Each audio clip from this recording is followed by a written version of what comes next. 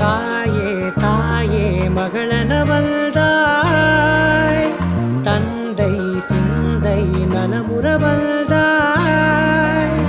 நீயே லோகம் என்று ஆனாய் பெண்ணே, என்னை ஆளும் தெய்வம் நீதான் கண்ணே. பெற்றது நானா இல்லை உன் மகனே நானம்மா. தாயே தாயே மகளென வந்தாய், தந்தை சிந்தை நலமுற வந்தாய்.